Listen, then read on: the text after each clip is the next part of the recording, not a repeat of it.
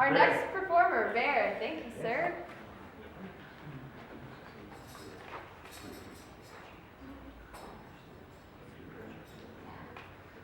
I'm glad you did some comedy.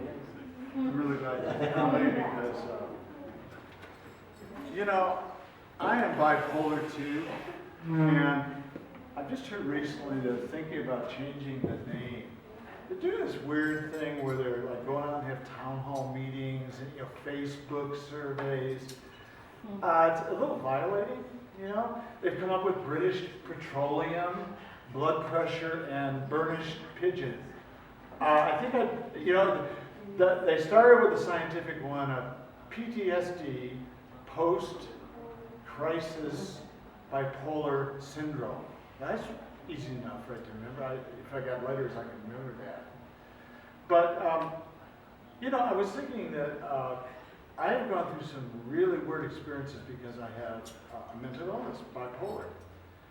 The first time, I also had chemical dependency issues. I was hallucinating that I was trying to scrape up some heroin or barbiturates in a parking lot of a restaurant.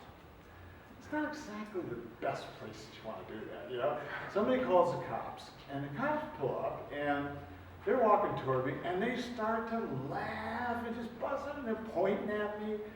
And they said, look at yourself. Oh, boy. Oh, boy. And so I looked down, and I was totally naked, okay?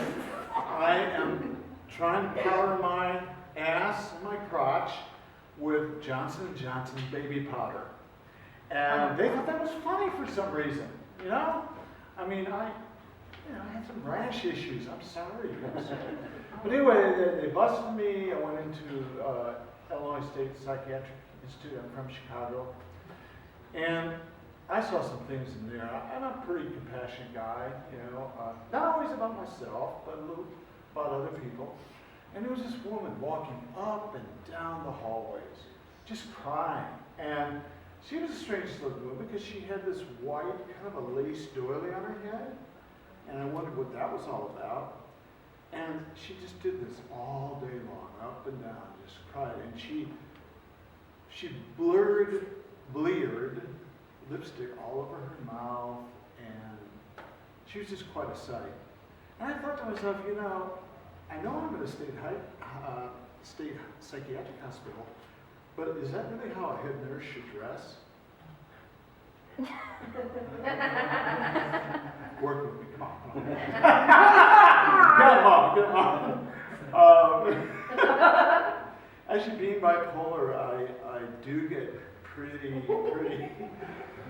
hyper, and I'll do things like I'll, write poetry like we're doing today.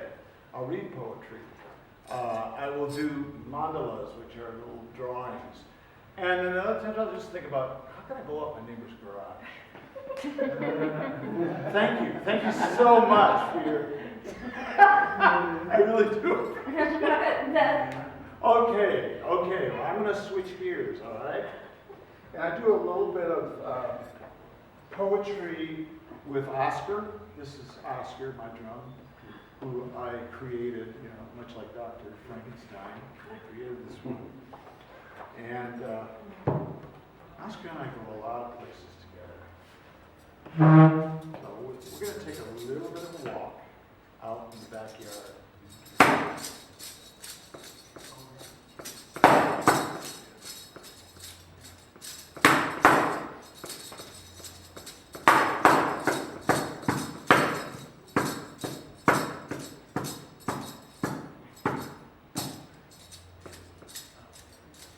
I saw the moon last night.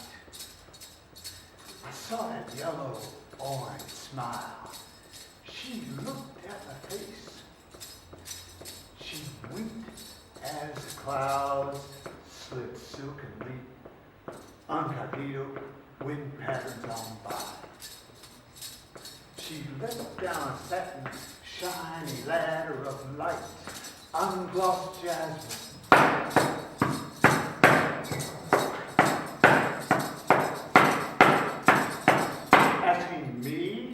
To come up. All I could do was sit there, eroticized by her attraction. like the tides, pull and pinch all the earth's waters.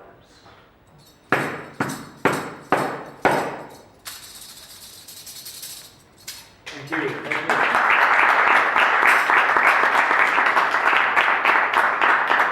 Okay, I've got one here that is a little bit hysterical, but it's also historical. No, it's more historical than hysterical.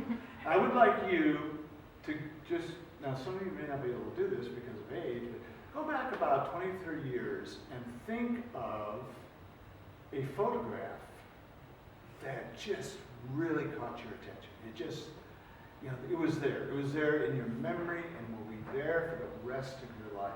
That's really what this poem's about. And it's called Snapshot. I see the woman, even now, hunched over the body, with a look in her eyes, a look of fear, and please help me. A memory in a frame of time without the background and the foreground of context. Snapshots are stereotypes. They're boxed in, they're frozen in chronos, and they carry in their four walls strong seedlings. Seedlings so strong that our perceptions will forever be altered. The victims, the perpetrators, the bystanders, all in prefabricated ways.